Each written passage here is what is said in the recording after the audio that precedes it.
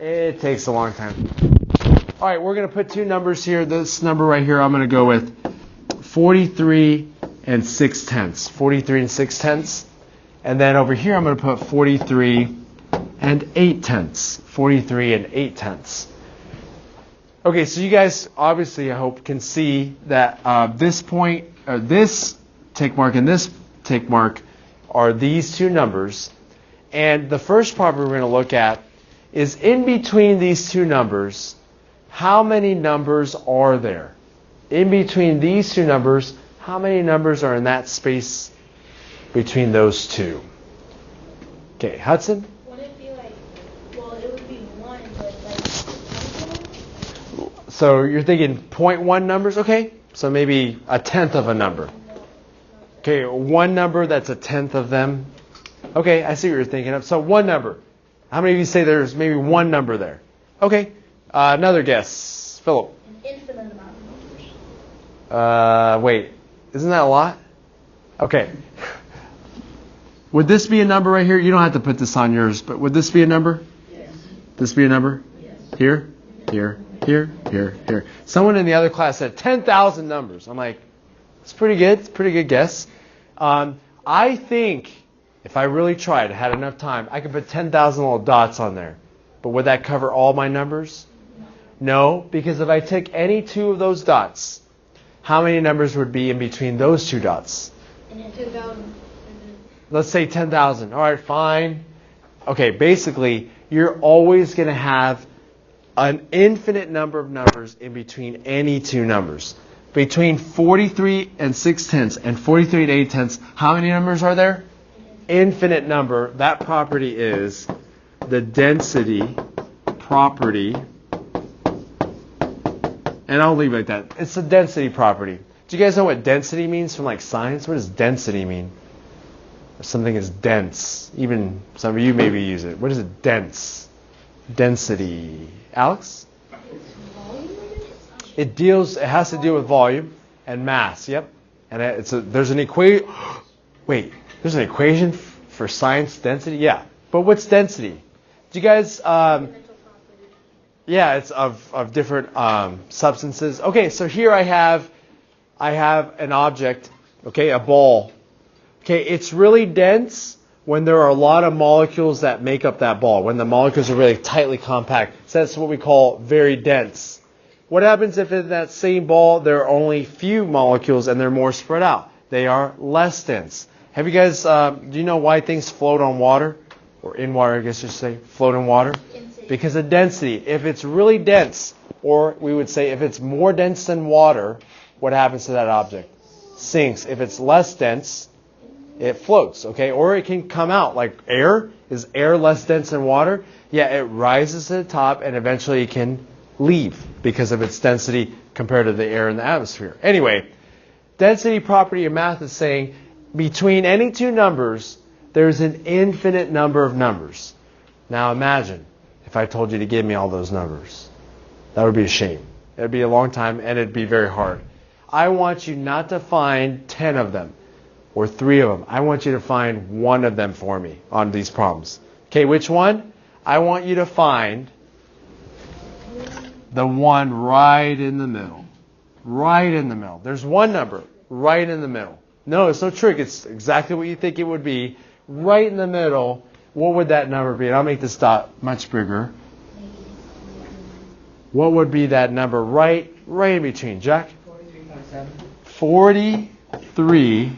43.7. Or 43 and 7/10. 43 and 6/10. 43 and 7/10. 43 and 8/10. Does that make sense? Is that true? Is 43 and 7/10 right in between those two numbers? Yes. Now, how many of you could do that up here? Like, Mr. A, come on, you're insulting my intelligence. I could do that.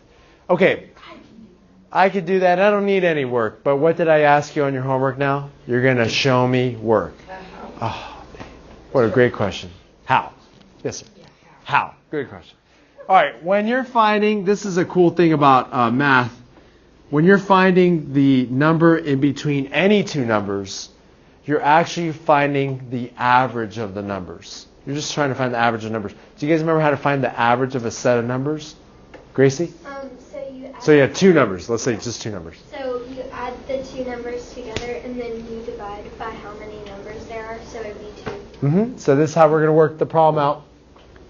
I think it was 43 and 6/10 plus 43 and 8/10. And what do we get with that? You guys work this out. So if some of you aren't doing it, just work it out. You do it, because you're going to get used to this.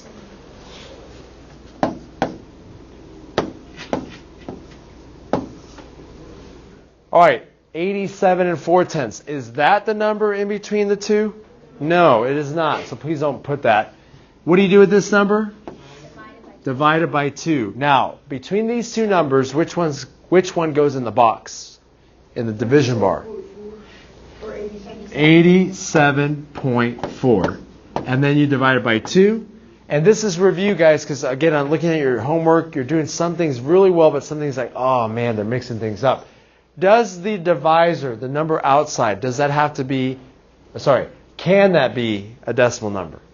No. Can this dividend be a decimal number? Yes. Yes, and it is, and it's okay. I'm going to bring the decimal point up. 2 goes into 8 4 times. 2 goes into 7 3 times with the remainder of 1. 2 goes into 14 7. Wait, this number right here, doesn't it look familiar? Okay, can you show work on these problems? Yes. Now you're, Mr. A, you're annoying me because I don't want to show my work. I get it. I don't like showing work if I don't have to. But what if I told you you're probably going to have to anyway? Anybody? Okay. A lot of these problems are not going to be just look and find out what the middle number is, but if they are, I still want you to show me work. Because some of you could do really well with that problem in your head, and some of you, nope, it's not happening. Both of you are going to show me the work, and then you'll be okay. You'll both get it right, hopefully. Okay, let me give you another problem here. We dealt with 2 decimals. What if we deal with fractions? Oh, man, fractions. Okay, let's look at a fractional problem here. I know. Between negative 4/13 and negative, what do I have here, 3/13. Okay, you don't have to draw a number line. You just have to find the middle number between these two numbers. You're like, but they're negatives. Yes, they're negatives. But guess what we're going to do? We're going to do the same exact thing we did on the last problem. What do we do with those two numbers? Add them together. Okay, so I'm going to show that. Negative 4/13 plus negative 3/13. Mr. Ray, but they're negative. Yeah, add them, like negative numbers. Do you guys remember the rule for adding two negatives? Oh, yeah, see, this is where I want you guys to keep it straight. You're adding a negative plus a negative. What kind of answer are you going to get? Negative. And then, do we have a common denominator? What's negative 4 plus negative 3? Negative 7, and you keep the same denominator. All right, is that my answer? Is that the number between negative 4/13 and negative 3/13? You have to divide by... Wait, isn't negative 7/13 divided by 2 look something like that? That looks kind of familiar, yet kind of scary still. Does anyone know how to rewrite this? Negative 7/13 divided by 2 over 1. Does anyone know what to do with this problem? Stay. Change. Flip. Stay. Change. Flip. That's interesting. Okay, nice. Anything to cancel out, by the way? Another review. What's a negative times a positive? Negative. And what do I get? Negative 7 over...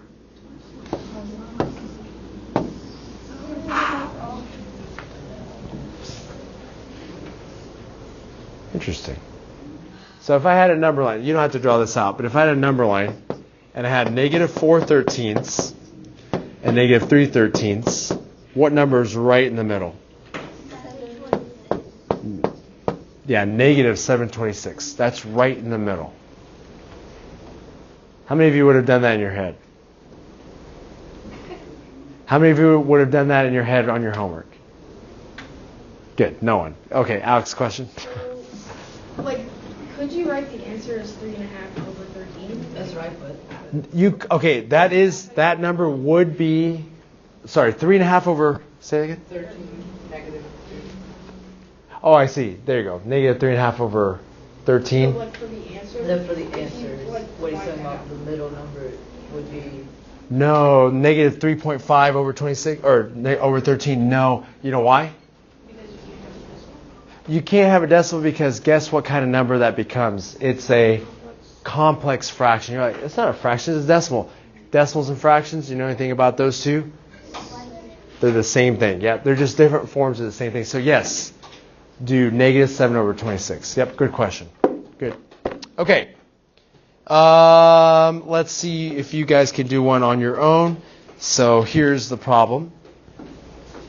Let's try out the number right in the middle of negative 24 and 7/100 and negative 24 and 5/100. Mister, I have the answer. Great. Show me the work. Cool. I have no idea what the answer is. Did you show the work, or you have a question? I have a question. Go. Yep.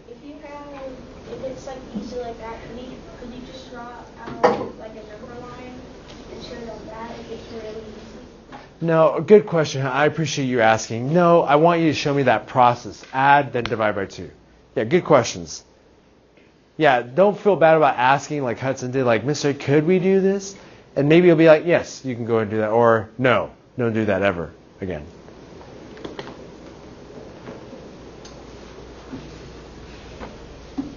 What do I do with these two numbers? I'm going to add them. What do I do after that? Divide them. That's your process. That's really all you're doing. Adding the 2, dividing by 2. So what do you get? Hopefully the right thing. Hopefully you show me the work. And when I see the work, guys, I'll be able to say, great, you got it right. Good job. Boom. Move on. You got it wrong. Oh, you know what? You didn't add the place values correctly. You moved the decimal improperly. You didn't line up things. Whatever the case is, it's easy. And then I can actually help you out. I know, it sounds weird. Teacher helping a student out, but yes, that's what I want to do. So that's my goal. Okay. What is negative 24 and 7/100 and negative 24 and 5/100 added up together? I want a good answer here. Let's see, Mary, what'd you get? Negative 48. Good. Negative 48 and 12/100. How many of you got that? Negative 48 and 12/100. Good. And then what's negative 48 and 12/100 divided by 2, Natalie?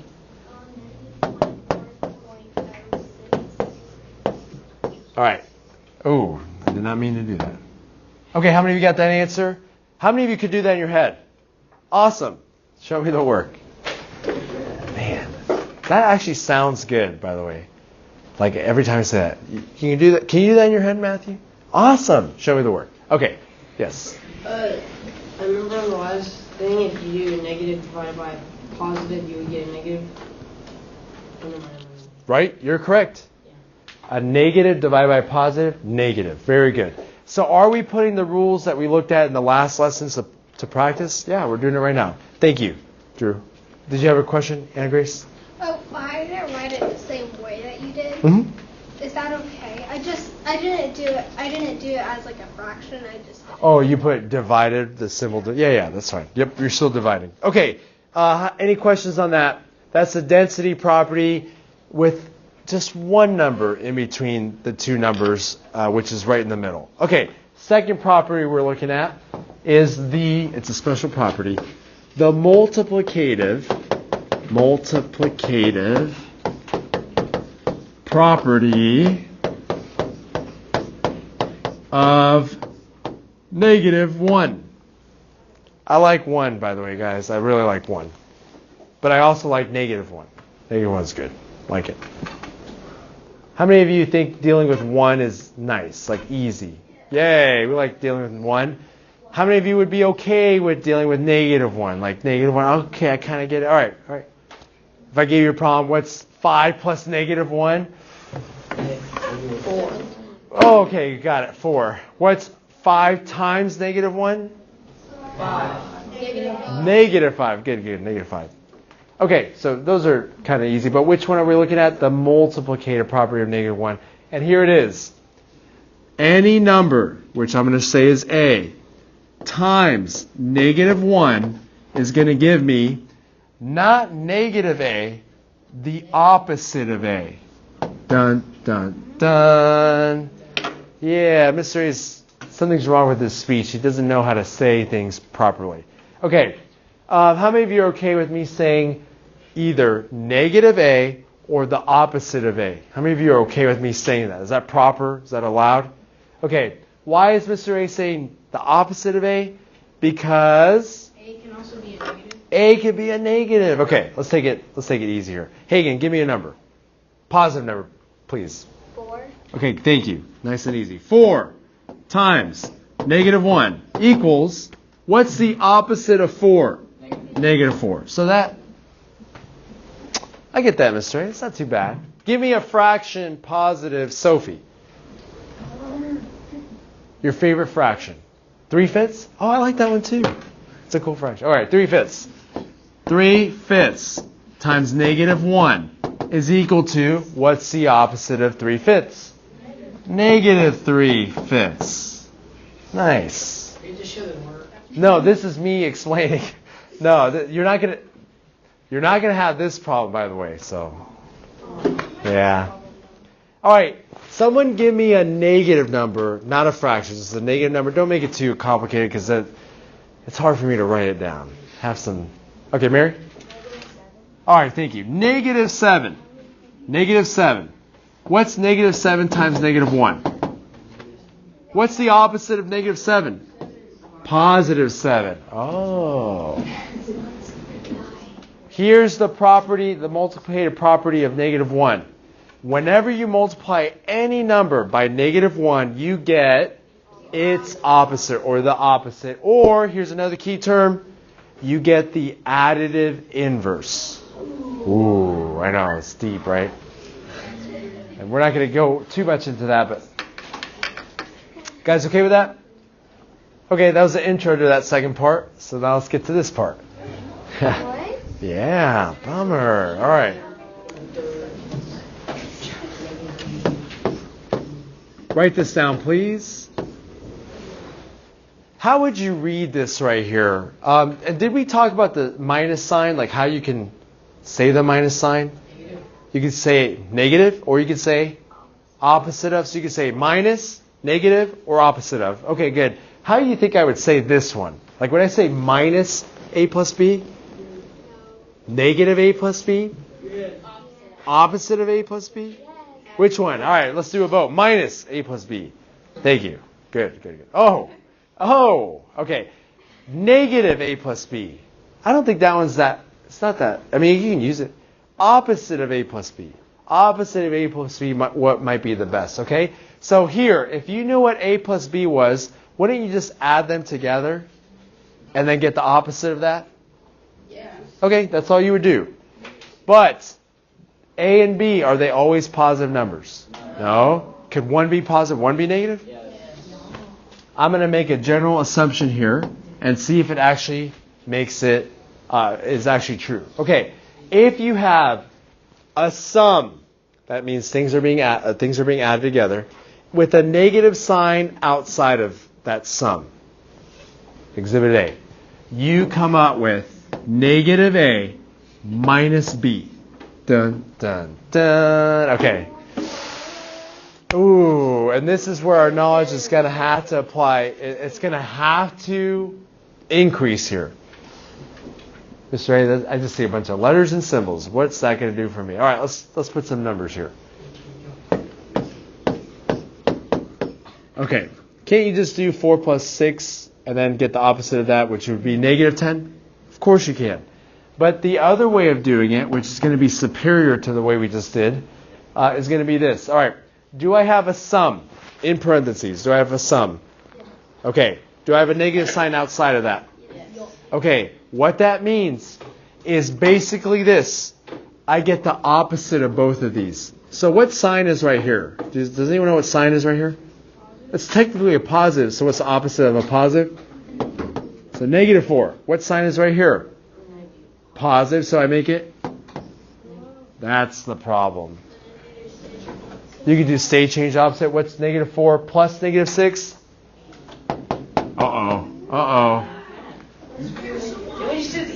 No, and listen, why, Drew? I don't have a crystal ball, and I don't talk to the dead, but I see your future. And your future is going to be this. It's not going to be problems with just numbers. You're going to have problems with numbers and variables, positives and negatives, and then we're going to get really, really tough on you. I see your future in the next 10 minutes. You're going to have fractions and decimals. And if you can handle it this way, it'll prep you up for later on Algebra 1. So, can you do it the easier way? Yes, I would say you could do it to check. Like if you do, all right, that's negative 10. Did I get negative 10 with that? Great, I got it right.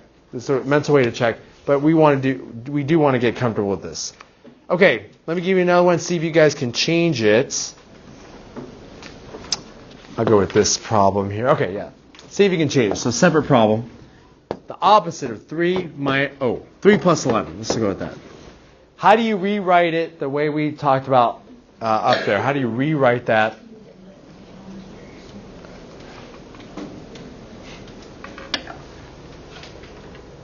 Okay, I'll let Alex give it to me, but I'll give you some time here. So, how do you rewrite that? The opposite of 3 plus 11 is really, Alex, go ahead. Well, without state change opposite, it's just negative 3 plus 11. Negative 3, Minus 11. yeah, minus 11. Good. And then with the state change opposite, you do negative 3 plus negative 1. Good, and what do you get there? Negative 14.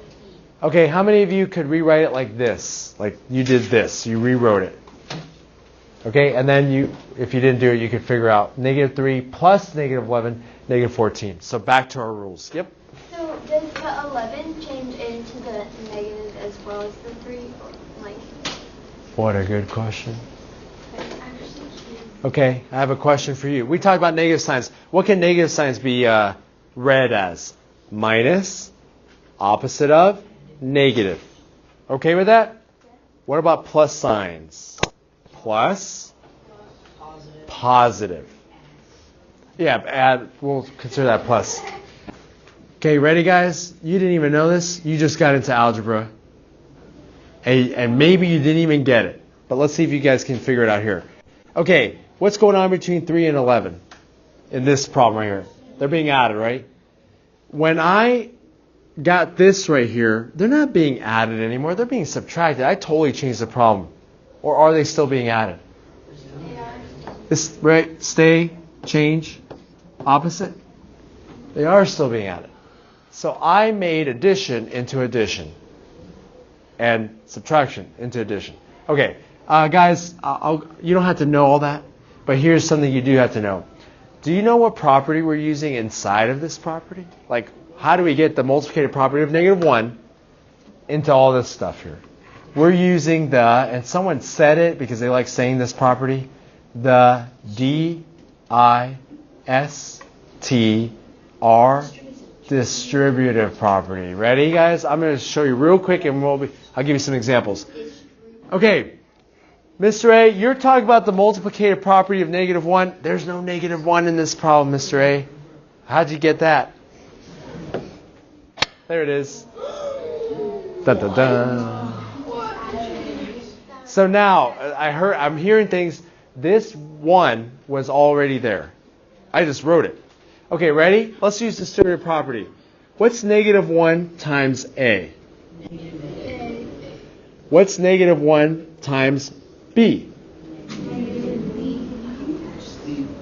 Okay. What's negative 1 times 4?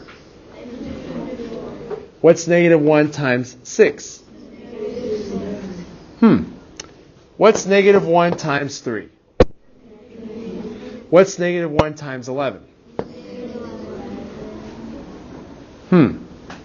What property am I using? Okay.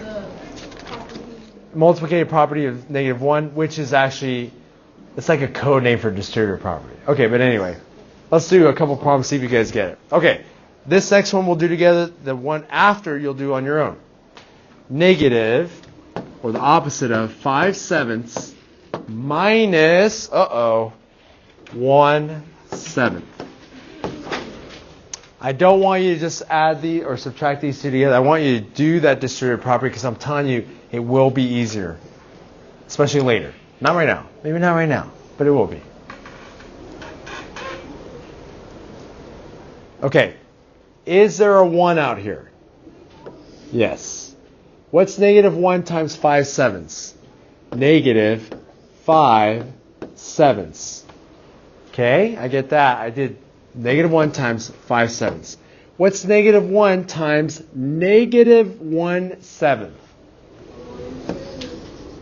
Positive 1/7. Wait, Mr. A, is that a positive or a plus sign? Same thing. It's both.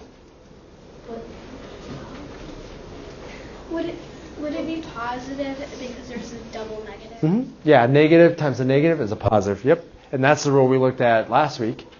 Okay, ready? Can we add these two together now? What's negative 5 plus 1? Negative 4 over 7. Really what I want you guys to get practice on is I want you to get practice from this original problem to writing it like this.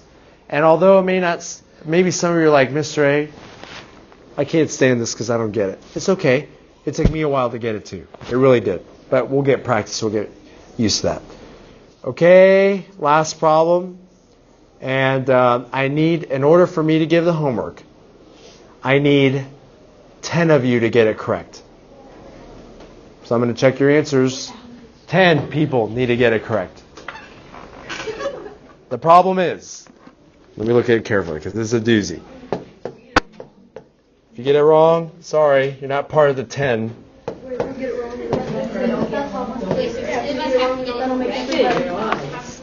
Yeah, and you're like, wait, if 10 don't get it right, then we don't have homework. No, you have homework. I just don't write until the end.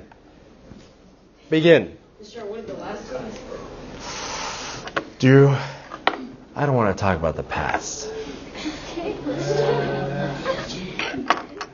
Okay, do you guys notice there's 3 numbers in here? How do you think you can expand what we talked about to deal with this problem? I want you to rewrite it in the way we talked about and then add and subtract whatever the numbers are. And you can ask questions, I just won't give you the answer. Like, should I have 15 of you get it right? No. Okay, just 10. Okay. Yeah, 1-0. 10. Just take one of the zeros. Yeah. All right, go ahead and work. Okay, listen, this is how it works. If you get it and you're sure of your answer, confident of your answer, just raise your hand. I'll come and check it. If it's right, you count as 1. If it's wrong, you can go back to it, but you won't count as one of the 10. You only get one chance. Make it count. You're very close.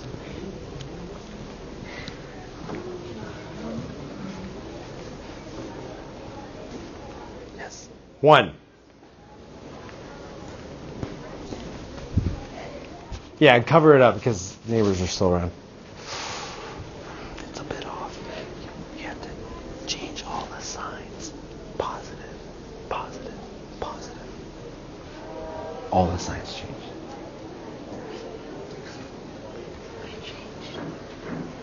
You see, sorry, not positive. Negative.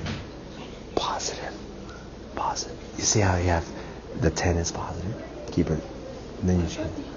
They also change their signs. I see, but technically you're changing that. Changes the subtraction signs to plus signs. You get to do it that way. Try it out again. No. Yes. What am I at? 2 or 3? 2, 3, 4, 5. Wow, this is going quick. 5, 6, 7. 3 more. Close. 8, Need two more. Two more for that homework. I want that homework. You guys are like, I want that homework. Okay. 9. Oh, close. If you haven't guessed, help me out. Now listen. If they're being told, come on, you can do it. It's really, really hard to think. So just.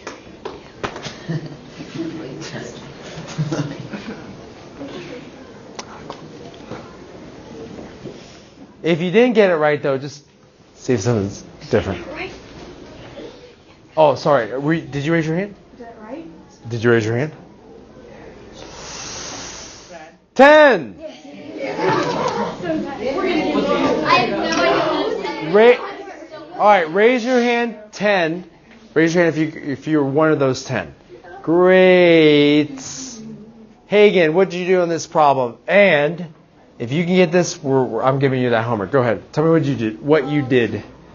I did negative 1 times 10, which would be negative 10. Okay. And then negative 1 times negative 6.3, which would be 6.3.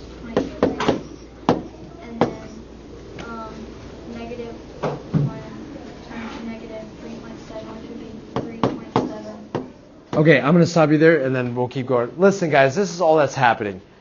You see these numbers? They're all technically being added. Can I change this to stay, add, negative? Stay, add, negative.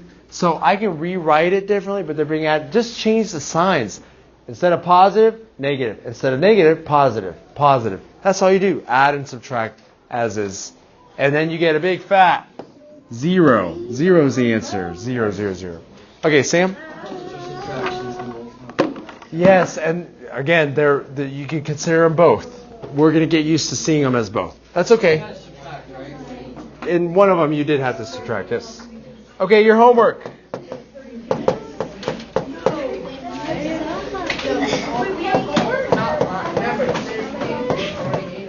Oh, sorry.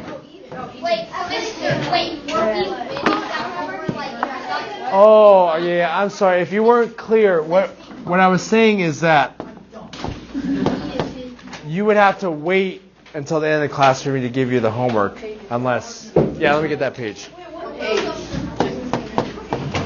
So no, you weren't playing for no homework. No, that's I can't do that. Yes. Maybe tomorrow. Answer right? No.